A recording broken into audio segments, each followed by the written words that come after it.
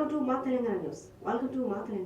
మల్కాజిగిరి ఈ రోజు శ్రావణ మాసం 3వ మంగళవారం సందర్భంగా మల్కాజిగిరిలోని వాసవి కన్యకా పరమేశ్వరి ఆలయంలో ప్రత్యేక పూజలు నిర్వహించారు. అమ్మవారికి పట్టు చీరలో ప్రత్యేక అలంకరణ చేసి పూజలు అభిషేకాలు నిర్వహించారు.